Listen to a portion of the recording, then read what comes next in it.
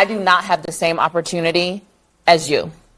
I know I don't. And you know and that I know too. what's going. And you know that. Let me just tell you about me. I'm gonna let you finish, but I want to answer this. I'm not talking about how you feel. I'm talking about how I feel.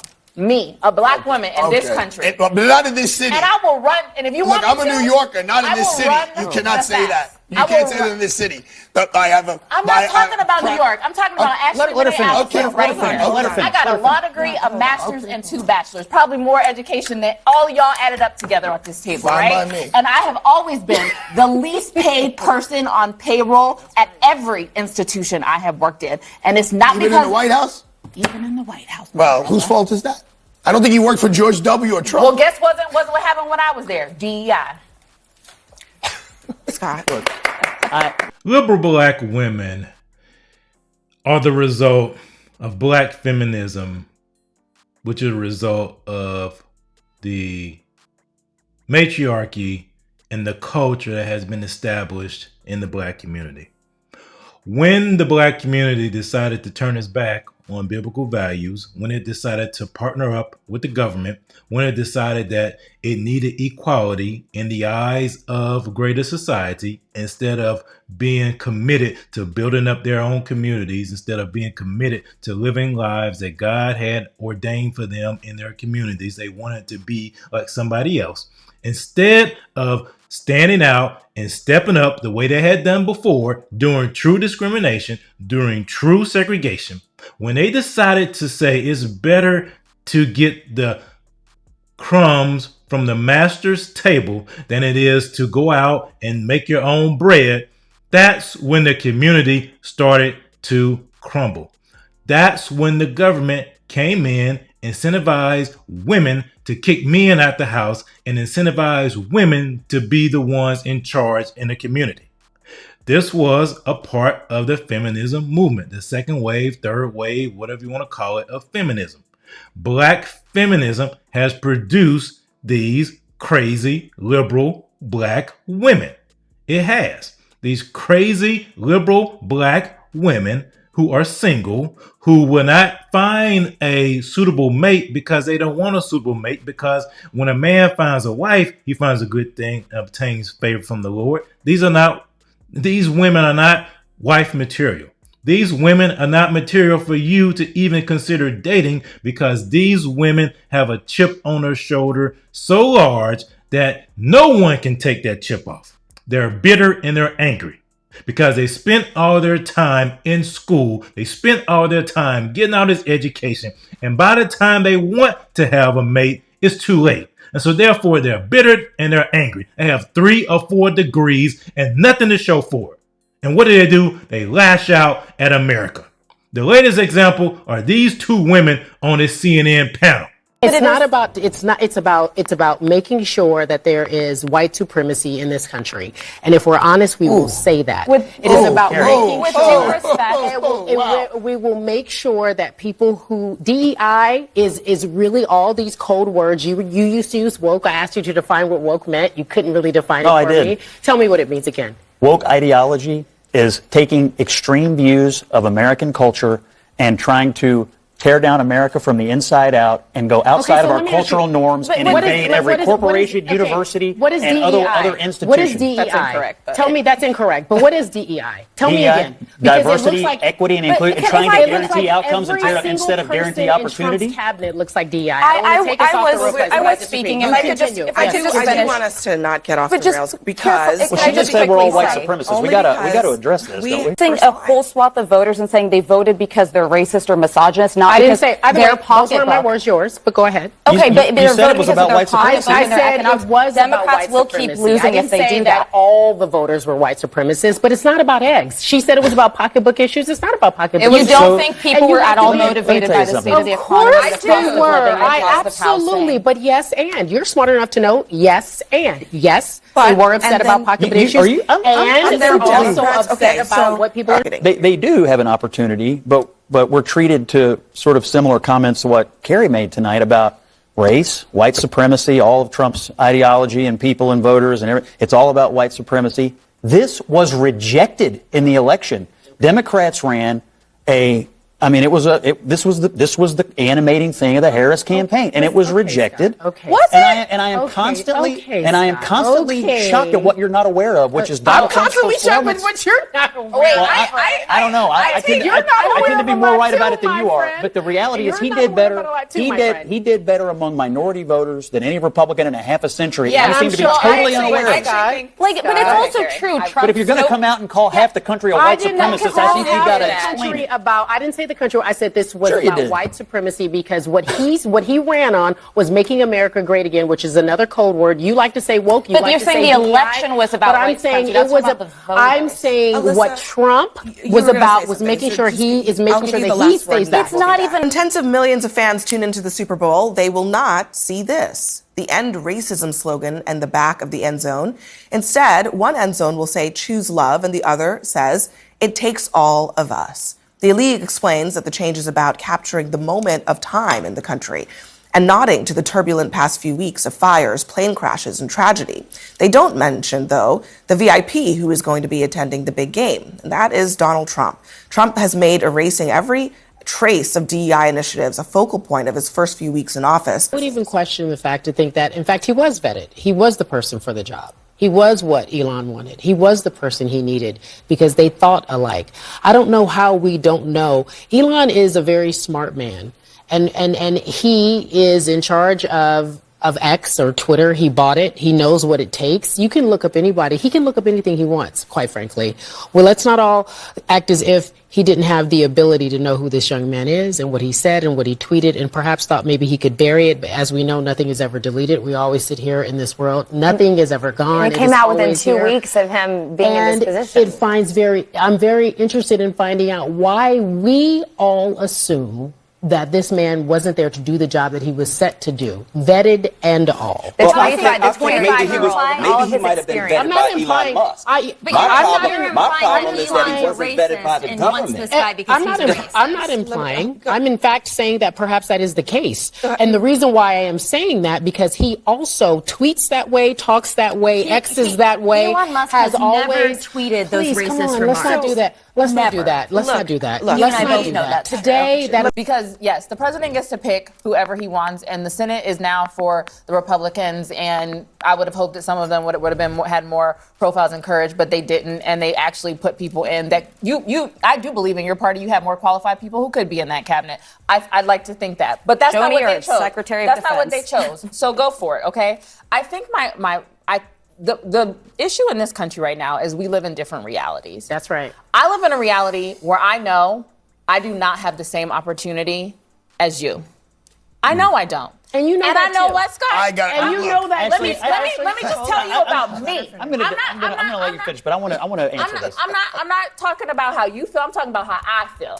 Me, a black woman in this country. But not in this city. And I will run. And if you want me to, I'm a New Yorker, not in this city. You cannot say that. You can't say that in this city. I'm not talking about New York. I'm talking about actually let her finish. right here. I got a law degree, a master's, and 2 bachelors. Probably more education than all of y'all added up together at this table, Fine right? by me. And I have always been the least paid person on payroll at every institution I have worked in. And it's not Even in the White House? Even in the White House. Well, whose fault is that? I don't think he worked for George W. or Trump. Well, guess wasn't what happened when I was there? DEI. Scott. Look. I'm head Scott. Look, you're my friend. I respect you tremendously. I think you're probably the smartest operative in the Democratic Party, and they should listen to you more. That's number one. Number two, you and I share a comparable background. We're both from the Midwest. We both come from middle-class families, lower middle-class families maybe. I actually think we share a lot of similarities in our journey. But I think you made it, and you are the most respected voice often at every room or every table you're in, not because of anything other than your talent and your work ethic. And that's all anybody ever is asking for, is for people with talent and work ethic to make it. And that's what I see in you. That's how I see you. But let me tell you something about my story and my family's story, is that we have faced discrimination. I have faced discrimination. I just said I was the least paid person, even in this moment sometimes, to my counterparts. It is just the reality of the country we live in. And I'm not saying, I do believe I'm qualified. I know I'm qualified. You won't ever tell me I'm not qualified. But the system that I live in doesn't matter about my qualifications. I don't agree because when 2025. Oh, come on. I don't think we're there in 2025. You can't deny That's just not true. That's just not true. There's a mountain of evidence that suggests that you are wrong. Okay, let's just take Ashley. I'm a New Yorker, so I'm jaded. I am the Attorney General is a black woman. The mayor's a black man. The head of the Senate is a black man. Okay, New York is a small representation. Well, small. New York is not that small. America. Politics. Let me talk about every judge I appear before is either a woman or a person of color. Ashley just gave an anecdote, but the numbers also show black women are one of the most educated demographics in this country and one of the least paid. Why would that make any sense? Why would that make any sense? And don't talk to me about the judges you stand before. Talk to me about the theory. Hold on. Talk to me about the world in which we live in. And let's look at the United States Supreme Court. How could you say we're not going to look at that from the top to the bottom? And I'm talking about the legal system. New York is a more progressive. And we just got a black woman. Hold up. Let me. We just got a black woman on the board. We got a black man from the 70s. You brought up the Supreme Court. Or the 60s. Did you know, Arthur, that there are hold on. What percentage of it does it represent the United States of America? Why does it matter? So we got to go by numbers? Why is it so hard for you to acknowledge what she just said? Why is it just one? Why is there only one Italian American? No, but why is it so hard for you to acknowledge what she just said about black women being the most educated? I did acknowledge it. I said that's not my experience. Okay, but because you're not a black woman. No, I'm a New Yorker, and that's New not York the way is it is not representative of the rest of America. You're correct. That's also important. It's also the most diverse city in the country. Well, that's exactly. So of course there's more representation. And you see, that's just a snippet of what happens when you have been so poisoned by black feminism that it taints your reality of the world. It taints your worldview. That woman says she's the most qualified and the least paid. She worked for Barack Obama and Joe Biden. Go complain to them about that. That shows you how the Democrats really feel about you black women, you liberal black women, the backbone of the Democratic Party. That's how they really think about you. But see, this is a result of black feminism. This is what happens when you exchange the truth of God's word for the lie of black feminism. My position is that the black woman's disrespect and rebellion against the leadership and the authority of the black man is a direct cause of the breakdown in our black family structure. Now, of course, there are many black people who consider those fighting words because as black women, we have never been subject to the kind of examination that our men have been subject to since we have been here. We have been somewhat protected and shielded from any kind of critiquing about our personal behavior, whereas our men have always been up for examination. The book is not an attack on black women. I have never said that all black women do everything that I list in my book. None of us have lived long enough to do everything that I list in the book, but most of us do some of the things that I've listed in my book. And I do say that it is not because of generalizations that we are all victimized by some of the negative patterns of behavior in the book, but the book just represents our collective contribution. This is some of everything that we have done or that we do daily that contributes to the breakup of our relationship, the destruction of our man, and the failure of our children to be able to function. They did not tell us that all of that, being my own person and I'm independent, would lead to separation, loneliness, celibacy, and lesbianism. They didn't tell us that if you give up the man, you're going to take one of these things and it's worse and it will destroy your nation. They didn't give us that information. They made us think that it was some kind of glorified position to brag about the fact that I got my own job, my own credit card, my own car, so I don't need no man. I don't even know how we got that mixed up. Ain't none of that got nothing to do with being with no man.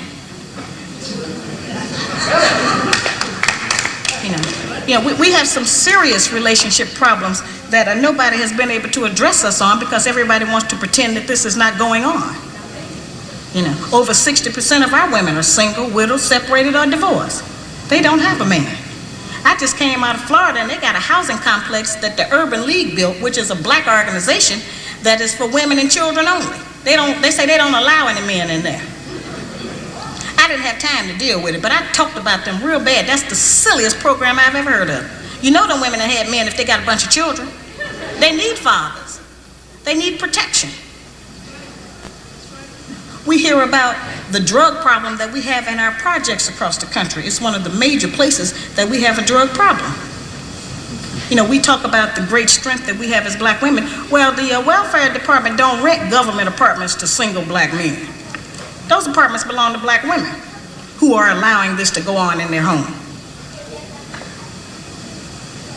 We have not looked at what part of the responsibility do we share. Yes, black men sell a lot of drugs, and a lot of us black women get the money from them drugs and buy some of these fancy clothes we wear.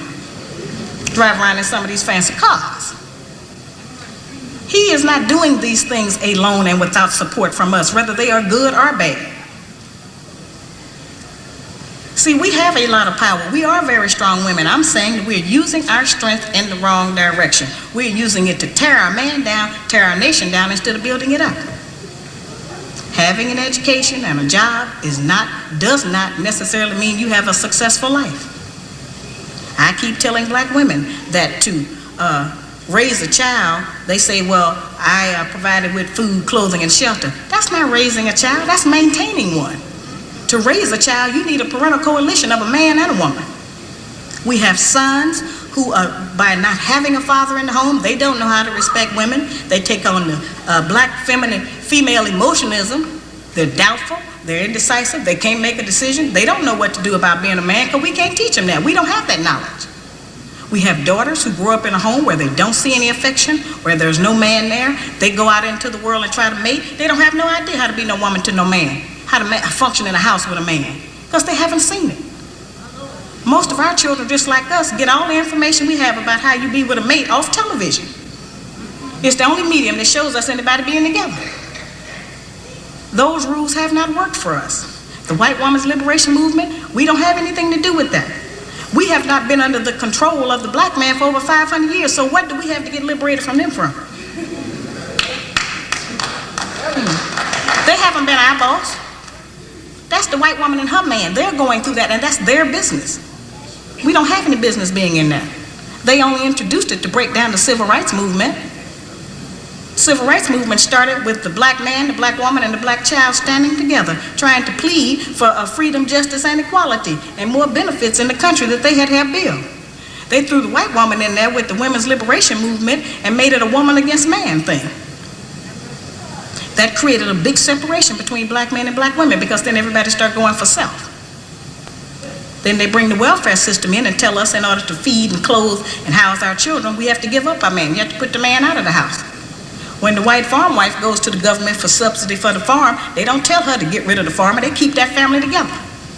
But in the black community, they make it a requirement, because they want to keep endorsing into the black community that the black man is no good, and that he is not deserving of respect, he is not deserving of us letting him give us any protection or instruction, and that we are better than them. Wow, she said a mouthful. That was a classic video from Shahrazad Ali. Now, I may not agree with her in terms of everything she said, but the premise is true.